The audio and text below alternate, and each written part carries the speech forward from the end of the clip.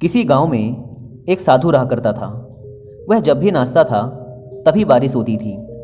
इसलिए गांव के लोगों को जब भी बारिश की ज़रूरत होती तब यह लोग उस साधु के पास जाते और उनसे अनुरोध करते कि वह नाचे, और जब वह नाचने लगते तो बारिश ज़रूर होती थी। कुछ दिनों बाद 4 लड़के शहर से गांव में घूमने आए।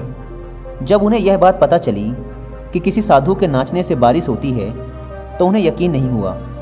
शहरी पढ़ाई लिखाई के घमंड में उन्होंने गांव वालों को चुनौती दे दी कि अगर हम भी नाचेंगे तो बारिश होगी, और अगर हमारे नाचने से बारिश नहीं हुई तो साधु के नाचने से भी बारिश नहीं होगी।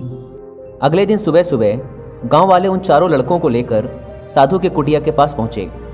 गांव वालों ने साधु को सारी बात बताई। फिर उन लड़कों ने नाचना शुरू किया। पहले लड़के ने नाचना शुरू किया। आधा घंटा बीत गया। फिर पहला लड़का थक कर बैठ गया, पर बादल नहीं दिखे।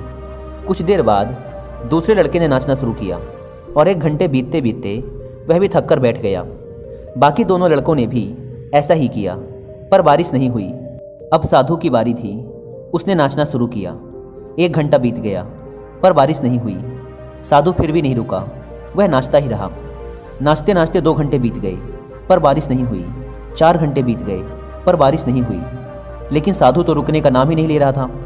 धीरे धीरे शाम ढलने लगी कि तभी बादलों की गड़गड़ाहट सुनाई दी, और थोड़ी देर बाद जोरों की बारिश होने लगी। यह देखकर चारों लड़के दंग रह गए और तुरंत साधु से क्षमा मांगी।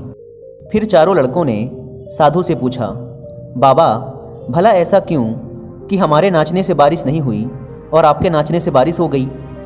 साधु ने उत्तर दिया, जब मैं नाचता हूँ तो 2 बातों का ध्यान रखता हूँ। पहली बात तो मैं यह सोचता हूँ कि अगर मैं नाचूंगा तो बारिश को होना ही पड़ेगा, और दूसरी यह कि मैं तब तक नाचूंगा जब तक कि बारिश ना हो जाए। सफलता पाने वाले में भी यही गुण विद्यमान होता है। वे जिस काम को भी करते हैं उसमें उन्हें सफल होने का पूरा भरोसा होता है, और वह तब तक उस काम को करते हैं जब तक कि उसमें सफल ना हो जाएं। इसलिए अगर हमें सफलता हासिल करनी है तो इस साधु की तरह ही अपने लक्ष्य को प्राप्त करना होगा।